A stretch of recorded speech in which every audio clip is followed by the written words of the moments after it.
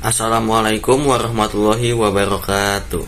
Nama saya Ahmad Syamil Priyambodo dari kelas 10 IPS 1 absen 1. Di sini saya akan menjelaskan macam-macam dari unsur seni rupa.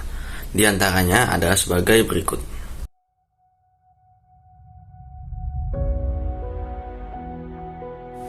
Unsur yang pertama adalah titik.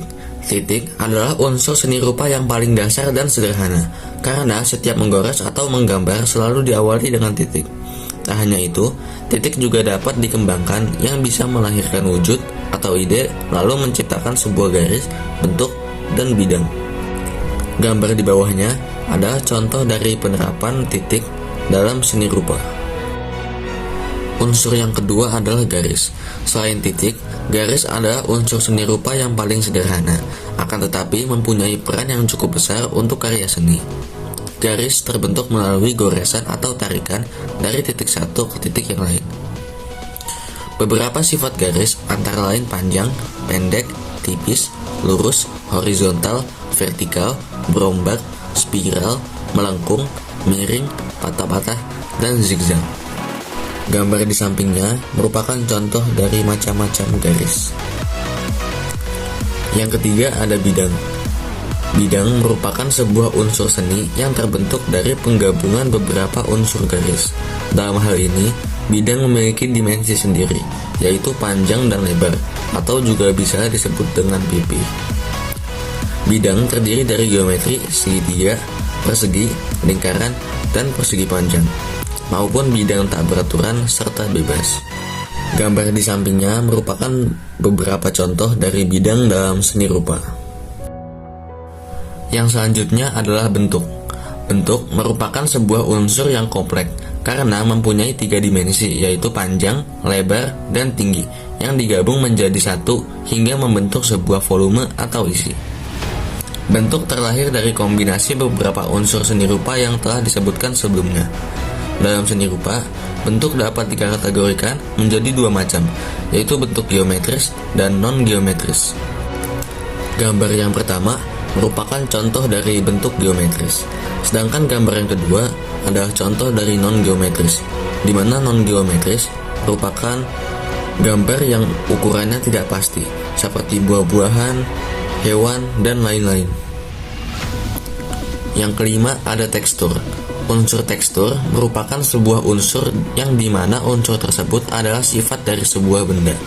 Sifat-sifat tersebut bisa terkesan kasar, halus, mengkilap, licin, dan sebagainya. Kesan tersebut dapat dirasakan dengan melalui indera penglihatan ataupun indera peraba.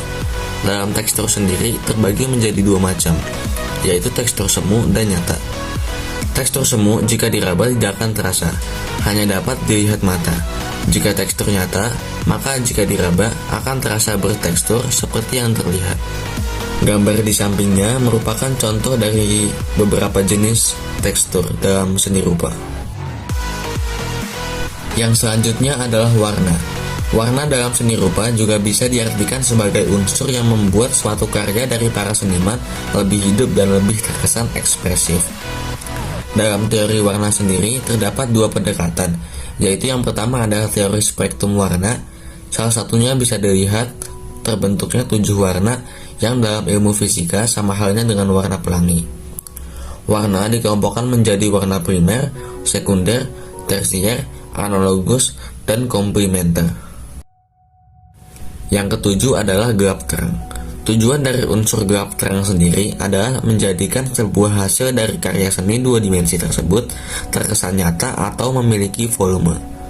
Bukan hanya itu saja, fungsi lain dari gelap terang adalah menyatakan kesan kedalaman, serta memberi sebuah perbedaan kontras pada sebuah karya seni. Gelap terang ini juga dikatakan memiliki 2 wajah. Ketika warna ini memiliki intensitas cahaya yang besar atau tinggi, maka menjadi terang. Jika intensitas cahayanya rendah, maka akan menjadi gelap.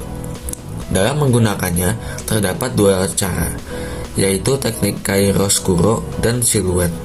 Gambar di sampingnya merupakan contoh penerapan gelap terang pada seni rupa. Dan unsur yang terakhir adalah ruang. Ruang adalah unsur seni rupa yang terbentuk dari 2 bidang atau lebih yang saling bertemu pada bagian sisinya. Ruang juga bisa disebut sebagai kedalaman, karena keberadaannya bisa membuat seseorang merasakan seolah-olah melihat ruang dalam sebuah karya seni rupa. Ruang dibedakan menjadi dua, yaitu ruang semu dan ruang nyata. Ruang semu hanya dapat dilihat saja dan tidak dapat dirasakan indera peraba, sedangkan ruang nyata bisa dirasakan langsung oleh indera peraba kita. Gambar di sampingnya merupakan contoh dari ruang dalam seni rupa. Sekian dulu video penjelasan saya terkait unsur seni rupa. Mohon maaf bila ada kesalahan dalam berkata-kata. Wassalamualaikum warahmatullahi wabarakatuh.